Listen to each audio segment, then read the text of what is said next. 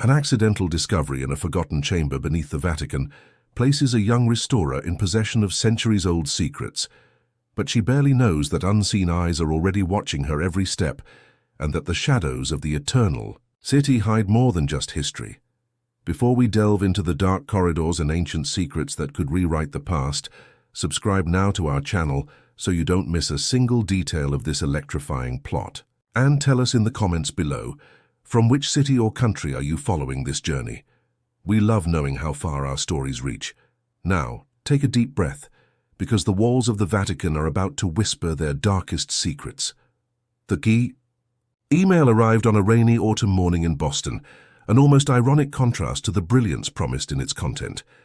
Eleanor Rossi, her fingers stained with dry pigment from a 15th century altarpiece she was restoring with almost monastic patience, reread the words for the third time, her heart beating an irregular rhythm against her ribs.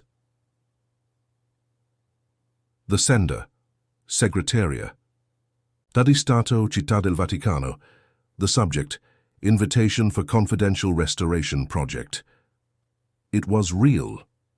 The Vatican, that pulsating heart of centuries of history, art and faith, was requesting her specialized restoration services, not for just any job, exposed to the eyes of millions of tourists, but for something confidential, almost clandestine. A sealed chamber, recently rediscovered during maintenance work in the lower levels of the vast and labyrinthine secret archives, or apostolic archives, as they now preferred to rename them, in an attempt to soften the aura of mystery that always surrounded them. Monsignor Franco Vitali, the initial contact, a man with an easy smile and penetrating eyes that seemed to assess more than admire, had been elegantly vague, mentioning only the extraordinary historical sensitivity and the need for absolute discretion. The frescoes, provisionally dated to the early 17th century, presented, according to him, stylistic and iconographic anomalies that demanded an expert with an impeccable track record and, implicitly, the ability to keep her mouth shut. Elena, an academic by training and an artist by vocation, felt the familiar thrill of discovery, the pull of the historical and artistic unknown. The Vatican was a universe unto itself, and she was being invited to peek through one of its oldest and most secret keyholes. The decision was instantaneous. 2 weeks later, Eleanor landed at Fiumicino, the late afternoon Roman sun bathing everything in a golden light that seemed to promise revelations. Rome was familiar. Her Italian roots brought her back periodically. But this time was different. She wasn't a tourist or an independent researcher. She had a specific purpose, a pass that would grant her access to places most could only dream of seeing. The rented apartment near Borgo Pio was modest, but the proximity to the leonine walls of the Vatican was breathtaking. From the small balcony, she could see St. Peter's Dome dominating the skyline, a silent giant guarding its mysteries. The next morning, punctually at 8, she presented herself at the Sant'Anna Gate, the official entry point into Vatican territory.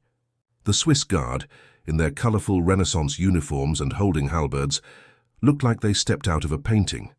But their eyes were modern, alert, professional. After her credentials were checked, a swift but formal process, she was escorted by a short, efficient cleric through sunlit courtyards, long corridors adorned with priceless art, and down discreet elevators to the subterranean levels. The air changed with each descending level, becoming cooler, denser, laden with the smell of old paper, dust, and stone. Finally, they reached a modern steel door, contrasting with the ancient masonry around it. Behind it, Monsignor Vitali awaited her. He was older than she had imagined from the email, with neatly combed grey hair, a smile that didn't quite reach his penetrating blue eyes, and an aura of quiet authority. "Dottoressa Rossi," he greeted, his voice soft but resonant. "Benvenuta. We are immensely grateful that you accepted our invitation. What you are about to see here is extraordinary, and of course, strictly confidential." He gestured to the door behind him, where 2 technicians were finishing adjustments on the temporary lighting. "Prepare yourself. It's like stepping back in time." The chamber was small, perhaps no larger than a private chapel, with a low, vaulted ceiling that amplified the sense of confinement and intimacy. The air was heavy still, with that complex odor of sealed centuries, damp stone, almost imperceptible mold, the metallic tang of ancient pigments, and something else, a resinous aroma, like fossilized incense. The artificial lighting was bright, but directional, creating pools of intense light on the walls and leaving the corners in deep shadow, as if the space itself resisted revealing all its secrets at once. And the walls, the walls, covered from top to bottom with frescoes in a surprisingly good state of preservation, despite the layer of grime and calcification that partially obscured them. Elena approached, her clinical eye assessing the technique. Buon fresco, definitely, with some visible a secco touch-ups. The color palette, even under the patina of time, seemed to have been rich, dominated by deep ochres, blood reds, lapis lazuli blues, and somber greens. But it was the iconography that immediately captivated. Monsignor Vitali hadn't exaggerated about the anomalies. Canonical biblical scenes were there, but twisted, reimagined with disturbing freedom. The Annunciation showed an Archangel Gabriel with almost black wings and a look of prophetic severity. The Virgin Mary not in humble acceptance, but with an expression of apprehension, almost fear, her hand instinctively protecting her womb. In a crucifixion scene, the heavens were not just dark, but turbulent, with swirling shapes reminiscent of cosmic nebulae, and the Roman soldiers at the foot of the cross had faces contorted into grotesque masks that looked more demonic than human. Familiar saints bore symbols discreetly stitched into their robes that Elena recognized from old texts on alchemy and hermetic astrology. A pelican piercing its own breast here, an Ouroboros devouring its own tail there, a subtle magic square integrated into the floor pattern elsewhere. A particularly large fresco dominated one wall, perhaps a depiction of the Last Judgment, but instead of the clear division between the saved and the damned, there was a chaotic mix, angelic and demonic figures battling in a cosmic dance of power, their faces indistinguishable in fury or ecstasy. And the gaze. The eyes of the figures seemed to follow Elena around the room, not with the distant serenity of traditional sacred art, but with a penetrating, almost accusatory intelligence. Who was the artist, and under whose patronage had he dared to paint? Something so unorthodox within the very walls of the Vatican.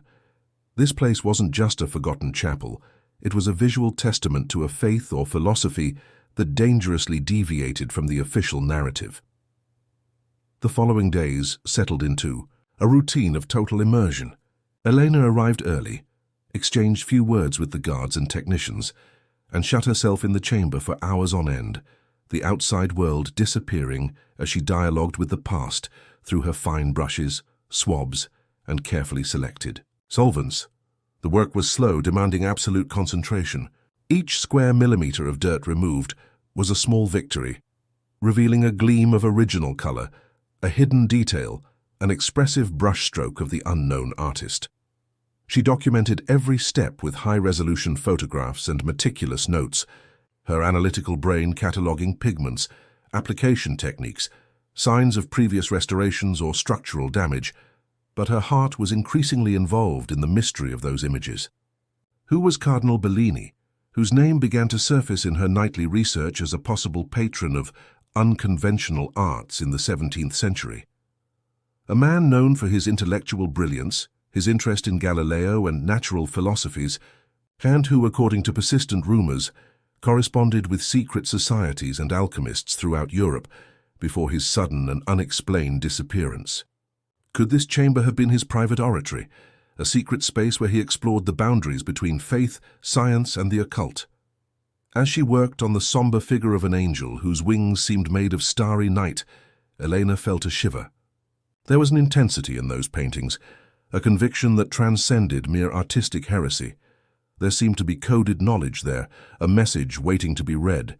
It was during the restoration of a particularly damaged section at the base, off a wall near where a complex astrological symbol, perhaps a natal chart, was discreetly painted, that the routine was broken. The area was covered by a thick layer of salt efflorescence, requiring careful mechanical cleaning with a small scalpel. As she delicately removed the salt crystals, she felt the blade meet, A different resistance, followed by an almost imperceptible sound, a dull click beneath the plaster. Intrigued, she stopped and examined the area more closely. The raking light from her lamp revealed a fine, almost invisible line that didn't seem to be a natural crack. She pressed gently with her fingers. Definitely hollow, protocol required her to report any structural anomaly immediately to Monsignor Vitali, but something stopped her. A powerful intuition, a feeling that this was an integral part of the chamber's secret, something that shouldn't be handed over so easily.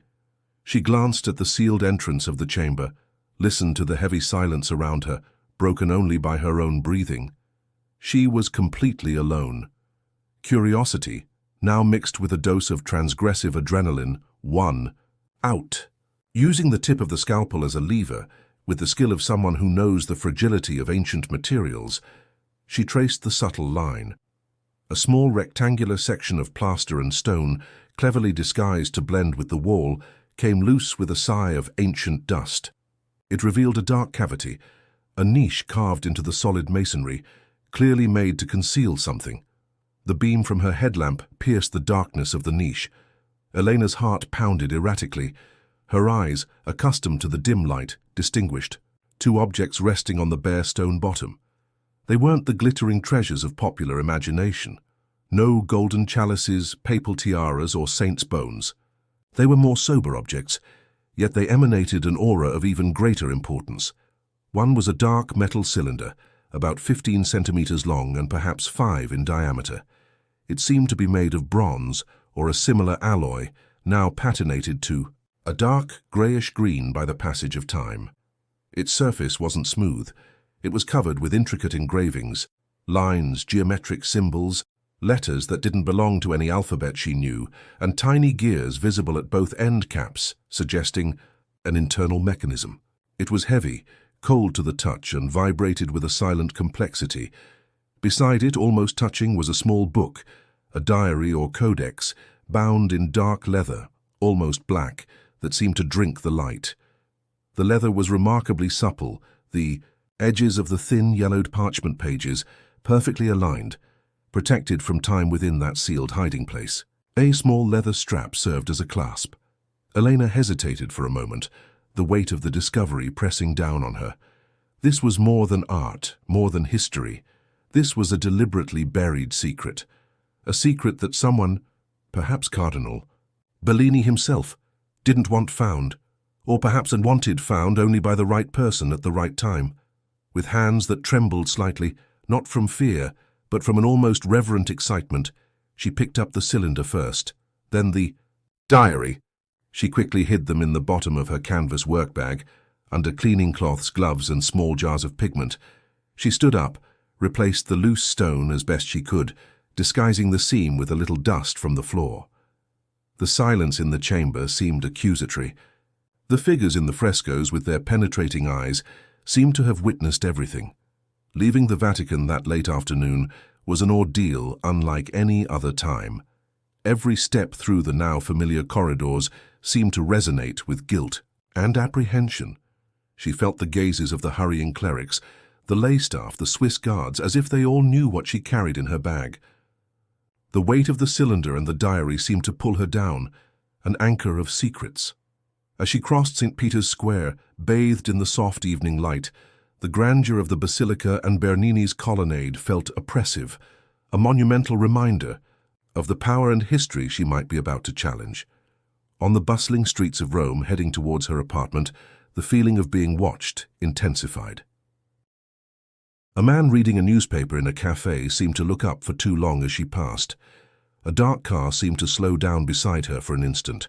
Was it paranoia, the fruit of her own transgression, or was the Vatican, with its centuries of experience in keeping secrets and monitoring threats, already aware?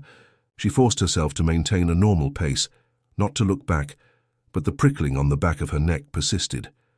Finally, the precarious safety of her apartment, the locked door, her ragged breathing. Only then did she allow herself to take the objects out of her bag, placing them carefully on the rustic wooden table under the harsh light of the lamp.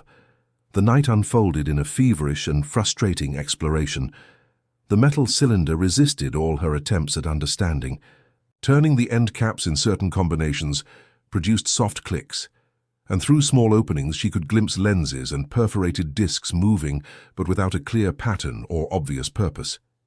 It was like an ancient safe, a complex lock without an apparent key. The external engravings were a baffling mix of symbols that seemed partly astronomical, partly alchemical, and partly something entirely unique. The diary was equally enigmatic. With extreme care, she undid the leather clasp. The first pages, written in an elegant and fluid Latin script, seemed to be philosophical and theological reflections, with references to Plato, Hermes Trismegistus, and observations on the nature of light and shadow. Elena, with her functional Latin improved by years of studying art texts, managed to grasp the general meaning. The author was undoubtedly a brilliant intellectual, grappling with profound questions about the universe and man's place in it. The signature appeared occasionally, L.B., and once clearly, Lorenzo Card, Bellini. But after about 20 pages, the writing changed drastically. The Latin became more fragmented, interspersed with long passages of pure code, an alphabet of symbols that partially corresponded to those on the cylinder and those she had seen in the frescoes. It was clearly a deliberate system for concealing information. Hours passed. Eleanor photographed selected pages, enlarged the symbols on her computer, compared them with historical cipher alphabets, with Masonic, Rosicrucian, alchemical symbols. Nothing fit perfectly. The code was an insurmountable barrier for her alone. Frustration gave way to cold determination. She held in her hands the pieces of a monumental puzzle, linked to a missing cardinal, heterodox frescoes, and secrets guarded, in the heart of the Catholic Church. But to solve it she would need help. The idea of returning to Monsignor Vitali was absurd. He represented the institution that was most likely the guardian, or the jailer, of these secrets. Trusting him would be like handing the key to the cell to the guard. No, she needed someone from the inside, but outside the immediate circle of power. Someone motivated by intellectual curiosity, perhaps naive enough about the realities of Vatican. Power or idealistic enough to believe that the truth should come out. Someone like the young Irish priest from the library, Father Liam O'Connor. He had shown an impressive knowledge of paleography and ancient languages, and his eyes had shone with genuine academic enthusiasm at seeing just a sample of the symbols. It was a calculated risk. Approaching him with more information could expose her, but it might also be the only way forward. The next day, armed with more detailed digital images of the code and the cylinder, but leaving the physical objects securely hidden, she returned to the Vatican Apostolic Library. The vast reading room was silent as always, a temple dedicated to study, where the only sound was the soft turning of pages and the occasional whisper between researchers. She found Father Liam in a side alcove, bent over an illuminated manuscript with a magnifying glass. He looked up as she approached, a smile of recognition lighting up his young, freckled face. "Dottoressa Rossi, good to see you. I was thinking about those intriguing symbols you showed me. I had a few ideas." Elena felt a pang of hope. Perhaps he was the ally she needed. She sat down opposite him, lowering her voice. "Father, I have something more to show you, something that might put those symbols in a much more complex context." She showed him the new images on her tablet, explaining with some strategic omission about the physical discovery that they seemed to belong to a personal diary from the same era as the frescoes. Liam's eyes widened as he scrolled through the images of the intricate code and the mysterious cylinder. He forgot the illuminated manuscript, completely absorbed. "Incredible. Bellini, you said? It makes sense. He was at the forefront of syncretic thought at the time, trying to reconcile faith, science, and esoteric traditions. But a code like this and this object." He leaned closer to the screen, examining the gears on the cylinder. "It looks like a cryptographic device. Perhaps a type of modified Vigenère cipher, or something that uses an external key. Maybe the planetary positions mentioned in the Latin parts. Or maybe the key is in the very frescoes you're restoring." The idea seemed to energize him. "We need to compare the symbols from the diary, the cylinder, and the frescoes meticulously." For 2 hours they worked together, excitement growing with each small connection they made. Liam, with his knowledge of classical and medieval Latin, and Elena, with her trained eye for visual details and iconographic patterns, complemented each other perfectly. They managed to isolate recurring sequences, identify possible Latin keywords that might serve as passwords. And then, using a hypothesis of Liam's about a substitution based on the names of angels mentioned in a Latin passage, a short phrase emerged clearly from the code for the first time. Liam wrote it in his notebook, his hand trembling slightly. Per umbras ambulamus, veritas lucem timet. He translated it in a low voice, his gaze meeting Elena's with a new intensity. We walk through shadows. Truth fears the light. A heavy silence fell between them, laden with the implication of those words. What was this truth so terrible that it needed the shadows to exist? In that moment of shared revelation, neither of them noticed the figure who had risen from a distant table and quietly left the reading room. It was the same man with the clerical collar who had observed them the day before. He walked briskly through the corridors, picked up a secure phone in a discreet office and made a short call. Monsignor, we have a development. The Restorer and O'Connor. They're starting to decipher Bellini's material. Yes, the phrase about the shadows. I believe it's time to intensify surveillance, and perhaps consider more active measures. The silent hunt had begun. Truth begins to emerge from the shadows, revealing a secret far more dangerous than they imagined, a codex detailing centuries of calculated manipulation at the heart of faith. But as Elena and Liam dangerously approach, the core of this ancestral darkness, the silent guardians of this secret tighten their grip, and the thin line between ally and enemy becomes a tightrope over an abyss of betrayal and danger. Per umbras ambulamus, veritas lucem timet. The words echoed in Elena's mind, a dark mantra that recontextualized everything around her. We walk through shadows. Truth fears the light.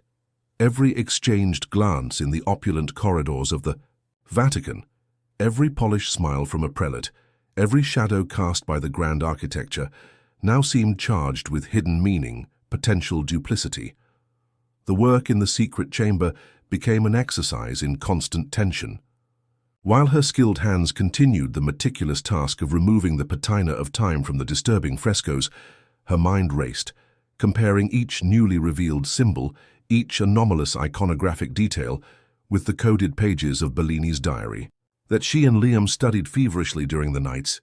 The figure of a saint holding a staff ending in a stylized serpent. Did it correspond to the sequence serpens in the code?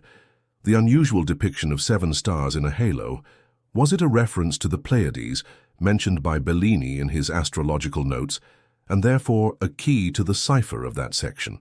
The very act of restoring now seemed like a desecration, or conversely the only way to bring to light the truth that so feared the light. Now the somber beauty of the paintings acquired a new dimension, that of a silent testimony, a scream trapped in lime and pigment for over 300 years. For Father Liam O'Connor, the journey was even more tortuous, a path that traversed not only the physical corridors of the Vatican Library, but also the corridors of his own faith. Each newly deciphered phrase from Bellini's diary was like a blow to a pillar of his beliefs. He who had entered the priesthood with fiery idealism, believing in the Church as a beacon of divine truth and morality, now confronted the description of a hidden, pragmatic and ruthless mechanism operating in the shadows since time immemorial. Bellini described with a mixture of reluctant admiration and growing revulsion how the Silenti, the silent guardians, saw themselves not as heretics but as the true protectors of the faith. They believed that humanity was not ready for the raw complexity of truth, that the faith of the masses needed structure, mystery, carefully managed miracles, and occasionally strategically instilled fear. The diary hinted at the use of ancient knowledge, perhaps remnants of pre-Christian cults or esoteric philosophical schools, to influence events. It spoke of harmonizing telluric flows beneath sacred sites, of projecting wills during conclaves, of using acoustics and light in ceremonies to induce altered states of consciousness, of a deep understanding of human psychology used to guide flocks and silence dissidents. Bellini seemed particularly disturbed by references to necessary sacrifices, not necessarily of lives, but of truths, reputations, individuals who threatened to expose the operation. Liam spent sleepless nights, alternating between the excitement of historical discovery and spiritual anguish. He sought refuge in prayer, but the familiar words occasionally seemed empty before the magnitude of the potential revelations. Could the institution he loved have such a dark heart? Or was Bellini mad, a fantasist, and all this an elaborate fiction? But the internal consistency of the diary, the complexity of the code, and the tangible existence of the cylinder and the frescoes argued against madness. Truth, it seemed, truly feared the light, and he was helping to light the torch. His relationship with Elena became both a refuge and a source of tension.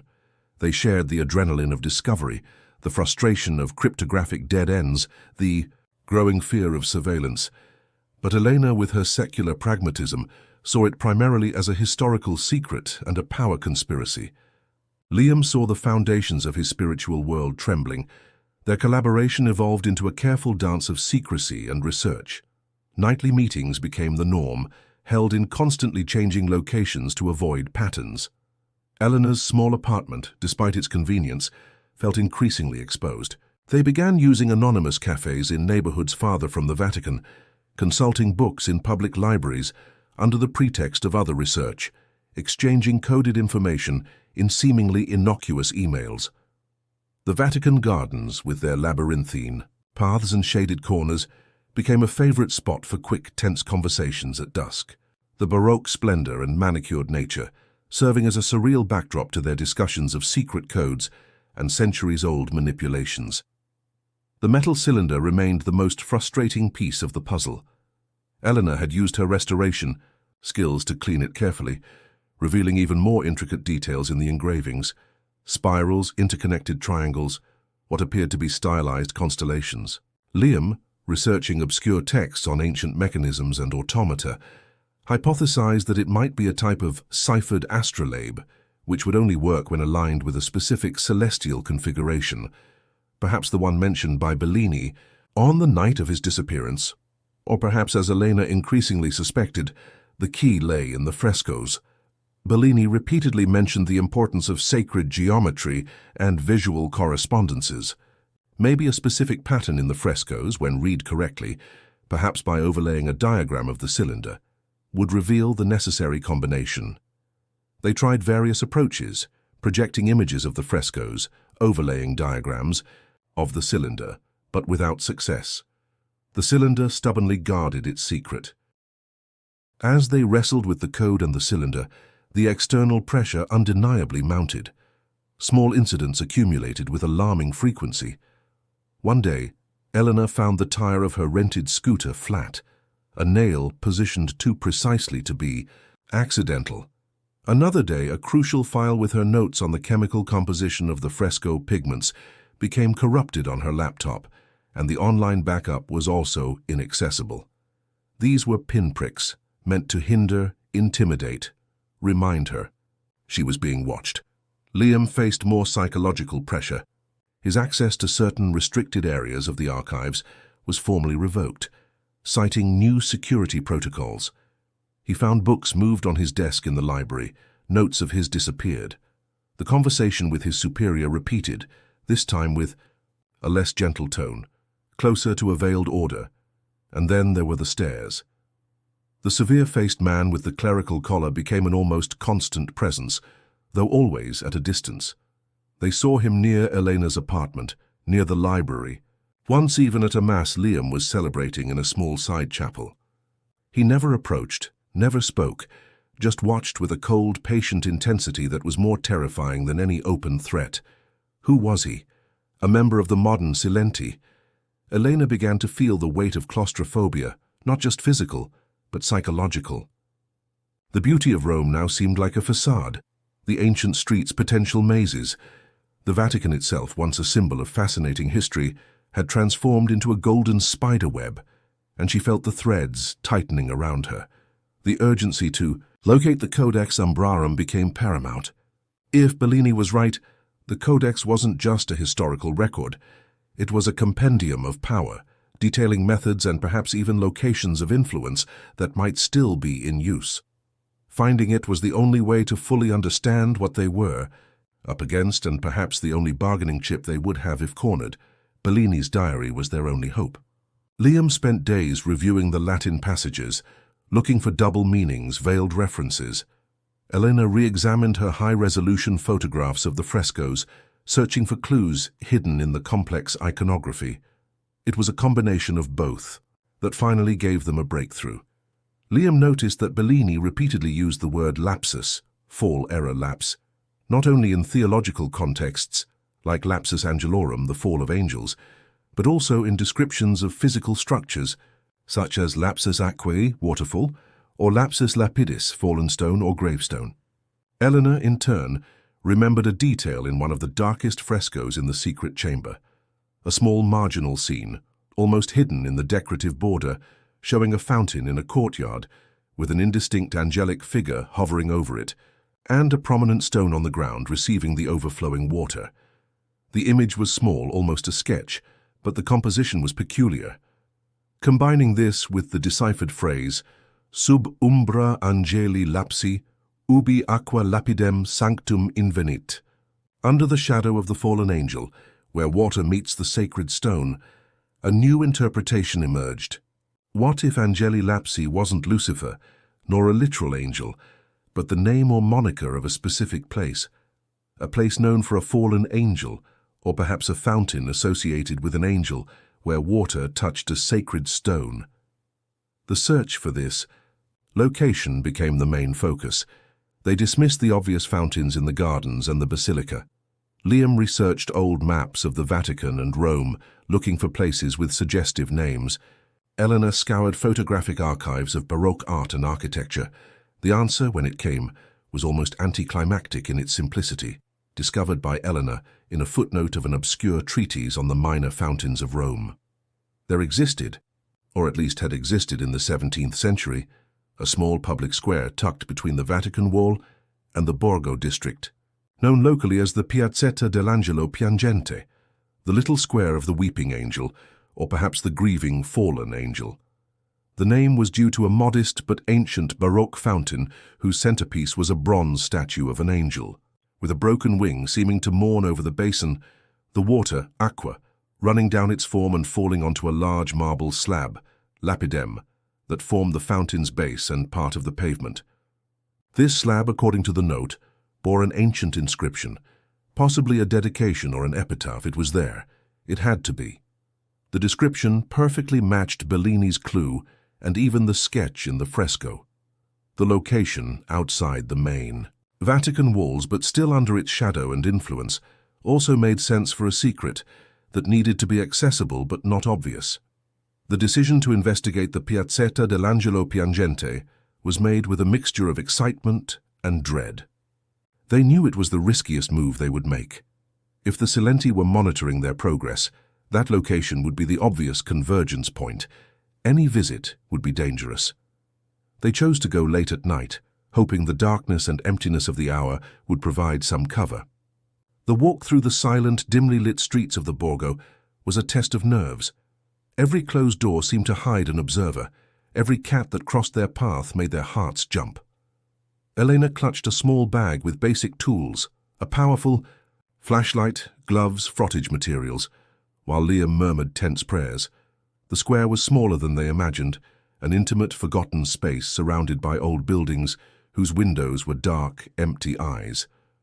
In the center, the fountain of the fallen angel was a melancholic presence under the faint light of a single distant street lamp and the spectral glow of the moon. The bronze statue was covered in greenish patina, the broken wing pointing skyward, like an accusing finger. The water no longer ran, but the basin was damp from recent rain, and occasional drops fell onto the large marble slab at the base, dark and stained by time. They approached silently, senses alert to any sound. Liam knelt beside the slab, heart pounding.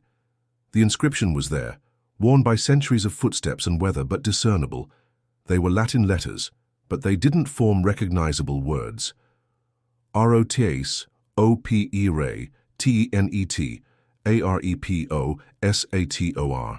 The Sator Square, an ancient palindrome found in various Roman archaeological sites, whose exact meaning had been debated for centuries, often associated with mystical or early Christian contexts. Was it a message? A key?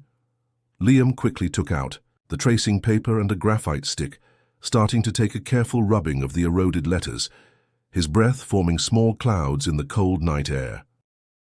Helena kept watch, her eyes scanning the dark entrances to the square, the sense of foreboding growing with every second. It was then she heard it. Not a loud sound, but a subtle displacement, the scrape of shoe leather on stone, coming from one of the narrow alleys leading into the square. An icy chill ran up her spine. "Liam," she hissed, her voice tense, "I don't think we're alone. We have to get out of here. Now!" Liam looked up, fear stamped on his face in the flashlight's beam. He hastily pocketed the rubbing and materials just as two, then three, dark figures emerged from the alley where the sound had originated, moving quickly towards them. They weren't ordinary night watchmen. There was a silent, menacing efficiency to their movements and absence of hesitation. They were tall, dressed in overcoats that hid their faces in the shadows, but their intent was unmistakable. The hunt was on in earnest. Without a word, Elena grabbed Liam's arm, and they bolted in the opposite direction, the sound of their own hurried footsteps echoing in the silent square, closely followed by the relentless rhythm of their pursuers. Steps. The desperate escape through the labyrinthine streets of Rome had begun. The desperate escape through the streets of Rome is just the beginning, with the guardians of the secret on their heels and the final key to the Codex Umbrarum almost within reach. Elena and Liam are forced to dive even deeper into the dark heart of the Vatican, where discovering the truth might cost more than they imagine.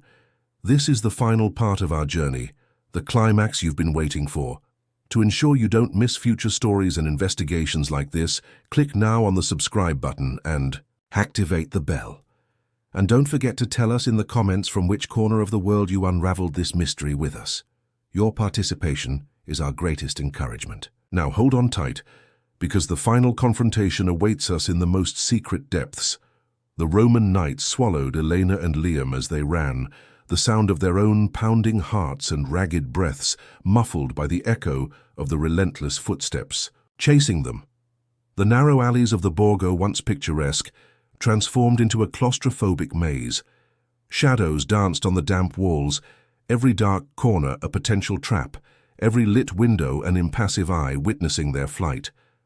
Liam, less athletic and burdened by the weight of fear and revelation, stumbled on a loose cobblestone, nearly falling.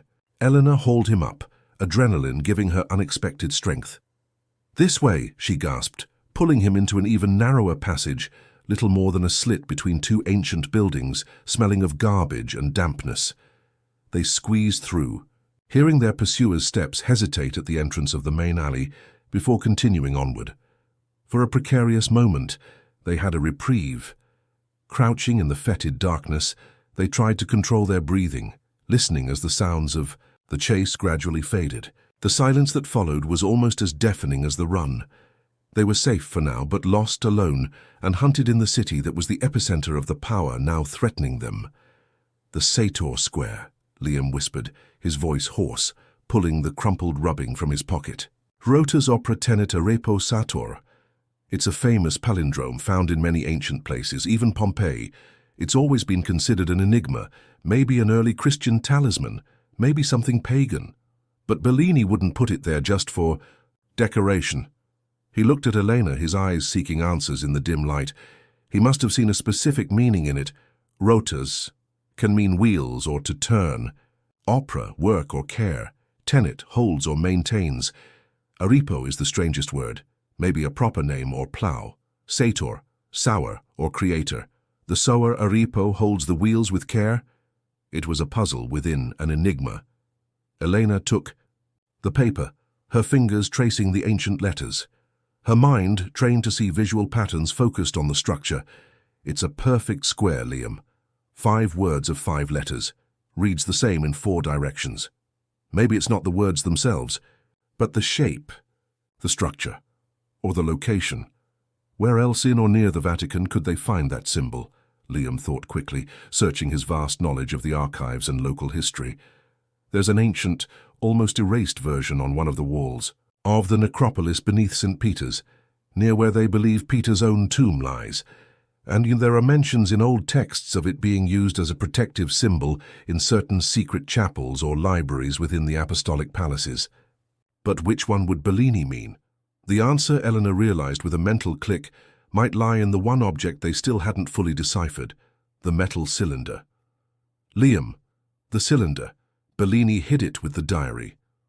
What if the shatter square isn't the final location, but the key to operate the cylinder? Rota's opera tenet. Turn, operate, hold. Maybe it describes how to use the device. It was a desperate gamble, but it made sense. The cylinder was too complex to be just a container. It had to have an active function. But how to test the theory? They needed a safe place, away from the streets and the eyes of the Silenti. Elena's apartment was compromised. The library was too exposed. Liam hesitated for a moment, then made a decision. I know a place. A small storage room in the lower levels of the library, rarely used. It holds damaged manuscripts awaiting restoration. I have the old key.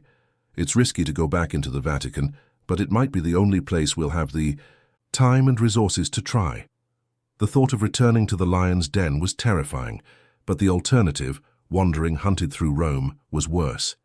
Infiltrating the Vatican again was even more tense than the escape.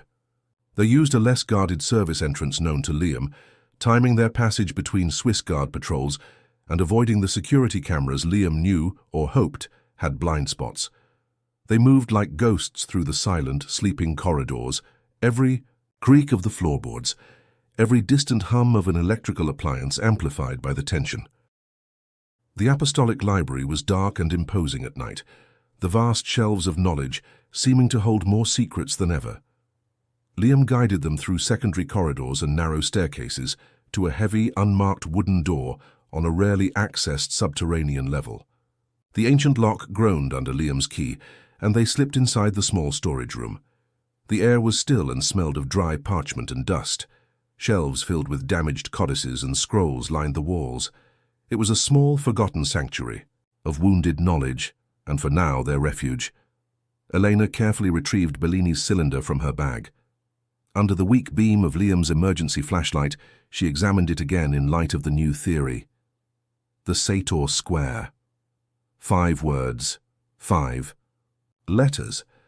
The cylinder had 5 main engraved rings on its surface, which could be rotated independently, and each ring contained multiple symbols, including Latin letters mixed with the more esoteric symbols. Let's try it, Elena said. ROTAS on the first ring, OPERA on the second, and so on. It was a delicate process. The rings were stiff with age, and the symbols were tiny. Holding their breath, they aligned the letters of shatter on the final ring. For a moment, nothing happened. Disappointment began to set in, and then a soft, deep click came from within the cylinder. The small lenses at the ends retracted slightly, and a faint light began to emanate from an almost invisible slit along the cylinder's body. Eleanor and Liam held their breath. Eleanor pointed the slit towards a blank piece of parchment they found in the room. A thin line of light projected, forming not words, but a complex diagram. It was a map, a schematic map of tunnels and chambers, with symbols corresponding to recognizable architectural landmarks, the base of the obelisk in St. Peter's Square, the confessio beneath the papal altar, sections of the ancient necropolis. But the map led beyond the known areas, to a section marked with a symbol that made both their blood run cold. A serpent devouring its own tail, an Ouroboros, the same symbol Bellini used to refer to the resting place of the Codex Umbrarum. The map showed a hidden entrance, located precisely in the section of the necropolis where the shatter square was inscribed on the wall. The square wasn't the key to the cylinder, it was the starting point. The cylinder, once activated, revealed the secret path from there. The decision was instantaneous and silent. They had come too far to turn back. They had to follow the map, find the codex. It was the only way to fully understand what they were facing, and perhaps the only way to protect themselves.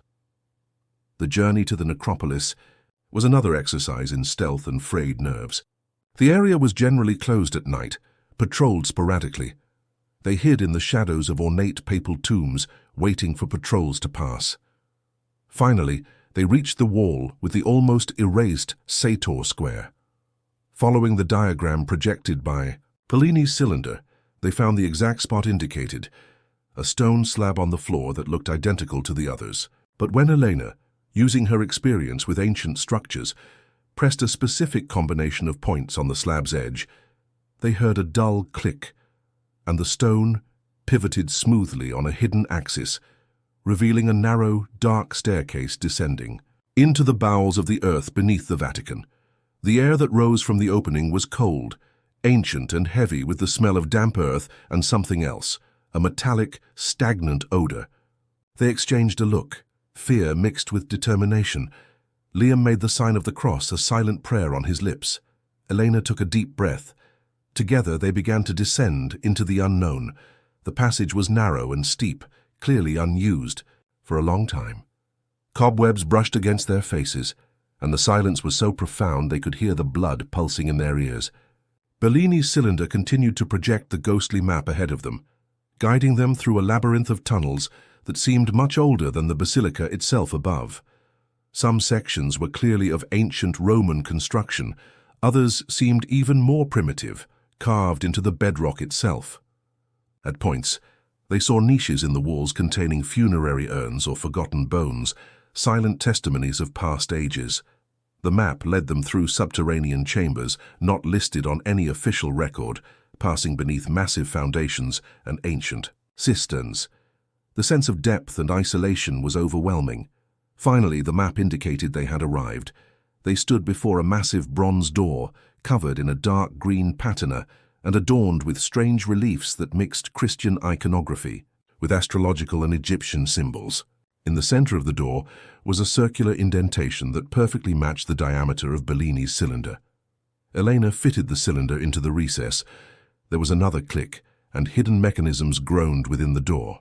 With a metallic screech that echoed down the tunnel, the bronze door began to swing slowly inward, revealing the final chamber. What they saw took their breath away. It wasn't a dusty crypt, but a circular library surprisingly well preserved. The walls were lined with dark wooden shelves, filled with codices and scrolls that looked even older and more arcane than those in Bellini's diary. The air was cool and dry, artificially controlled by some unseen mechanism. In the center of the room, on a pedestal of polished obsidian, rested a single book.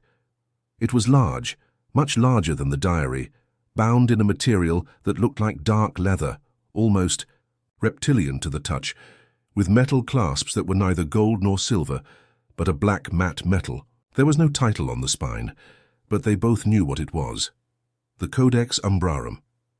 They approached the pedestal with reluctant reverence. Elena reached out and undid the first clasp. The metal was cold, but seemed to vibrate slightly beneath her fingers. She undid the second clasp. Carefully, she opened the heavy cover.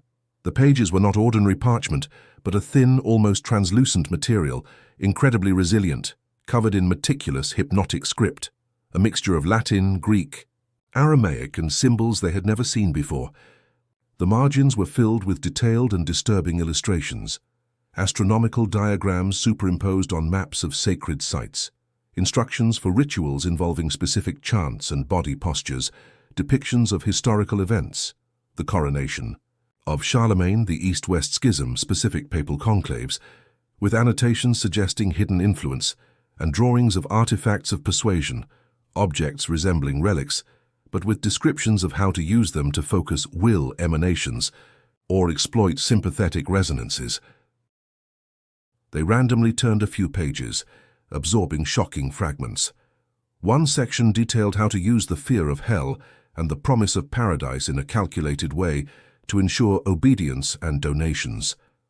Another described how to identify and neutralize pockets of heresy using not only theology but also social infiltration and psychological manipulation. A particularly ancient page, written in an archaic form of Latin, spoke of channeling collective faith during large pilgrimages to charge certain locations or objects with power. Liam turned pale, recoiling from the book as if it had burned. Him. Elena, it's worse. Much worse than we imagined. This isn't just history. These are instructions. A manual for playing God with the human soul. Impressionante, não é? O peso de séculos de responsabilidade. The voice, calm, cold, and laden with authority, came from the chamber entrance. Eleanor and Liam spun around sharply. Standing under the arch of the bronze door, bathed in the faint light from the tunnel behind him, was the granite-faced cardinal, who had been pursuing them, the same one they saw with Monsignor Vitali in the grottos.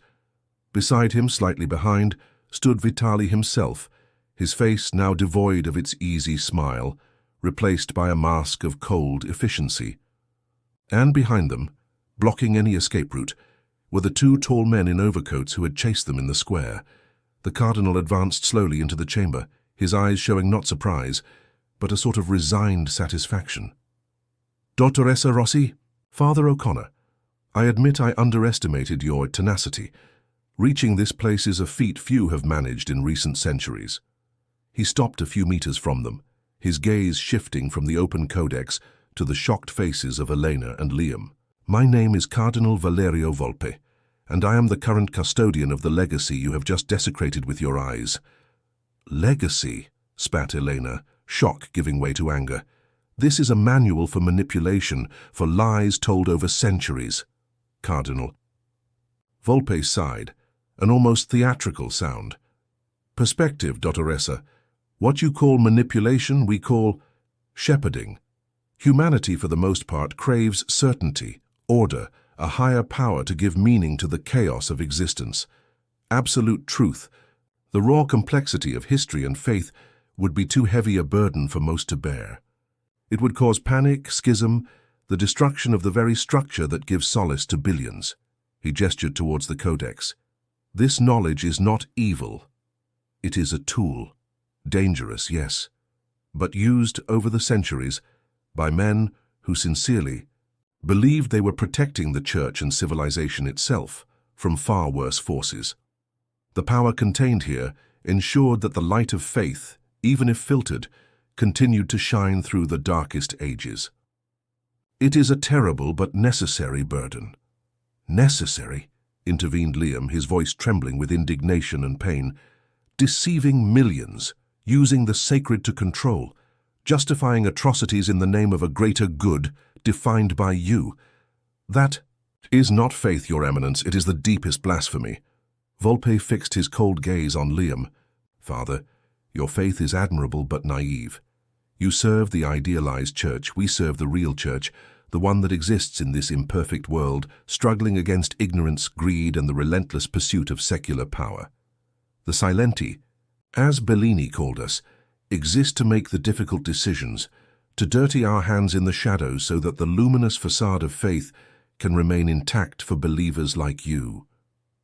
He turned back to Eleanor.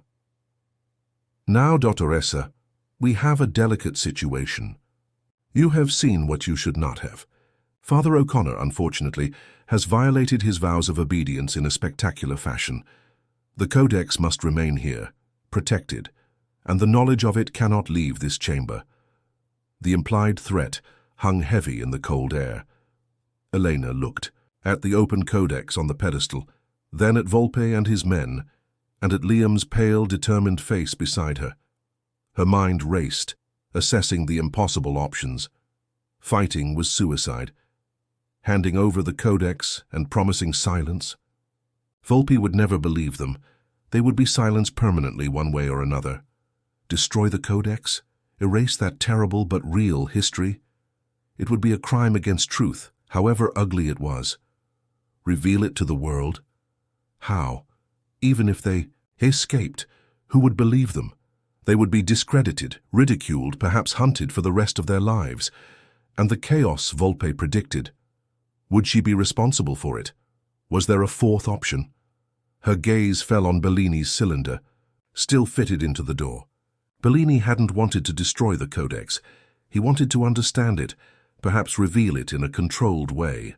The cylinder was the key not only to the path, but perhaps to something more.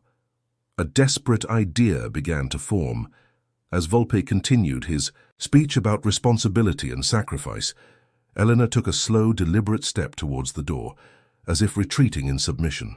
"You're right, Your Eminence," she said, her voice surprisingly calm. "It's too dangerous knowledge." Her fingers brushed Bellini's cylinder. She remembered the gears, the lenses, the projection. What if it could do more than just project a map?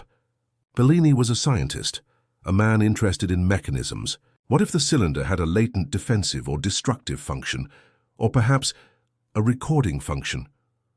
With a sudden movement, she twisted one of the outer rings of the cylinder, one that wasn't part of the shatter combination. A high-pitched, rising sound began to emanate from the object, and the projected light flickered, becoming blinding. Volpe's men raised their hands to shield their eyes. The cardinal himself took a step back, surprised. "What have you done?" he demanded. "I don't know," Elena shouted, feigning panic, while discreetly twisting another ring. "It's out of control." The light became unbearably bright, and a deafening noise filled the chamber like tearing metal. A section of the ceiling directly above the pedestal began to crack.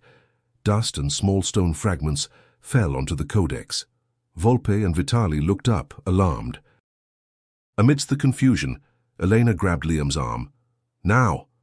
Taking advantage of the momentary distraction and the chaos caused by the light and noise, they ran, not back through the tunnel they came from, but towards a small service door Elena had noticed in a dark corner of the circular library, one that wasn't on Bellini's map, but seemed to lead to a ventilation or maintenance system. The two Silenti agents tried to intercept them, but the blinding light and noise disoriented them for a crucial instant. Elena and Liam managed to reach the small door, which, to their relief, was unlocked. They plunged into the darkness on the other side, pulling the door shut behind them, just as they heard Volpe shouting furious orders and the sound of a larger part of the ceiling collapsing inside the codex chamber. They ran through narrow, dusty passages, following ventilation shafts and service tunnels, unsure of where they were going, guided only by instinct and the need to get as far away as possible from the chamber and Volpe. The sound of pursuit resumed behind them, but more distant, this time. Finally, after what seemed like an eternity, they found a rusty spiral staircase leading up. They climbed, emerging, to their surprise, into a small forgotten crypt beneath a smaller, lesser-known church outside the main Vatican walls. They were free, panting, dirty, terrified, but alive. And free. The morning sun was beginning to rise over Rome as they cautiously stepped out onto the deserted street. What now? The codex remained hidden, perhaps damaged, but still under the control of the Silenti. They had the knowledge, the memory of what they saw, but no concrete proof beyond Bellini's cylinder, which Elena still held tightly, now silent. Liam looked at Elena, his face marked by the ordeal, but with a new resolve in his eyes. "We can't let this continue, Elena. We can't let them keep operating in the shadows." Elena agreed, but the doubt remained.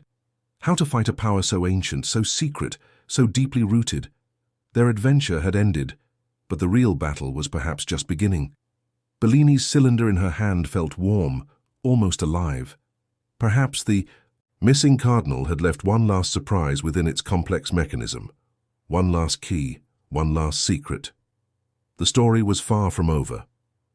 If you were breathless after this explosive revelation and want more stories that challenge time and the best-kept secrets, don't forget to leave a like on this video.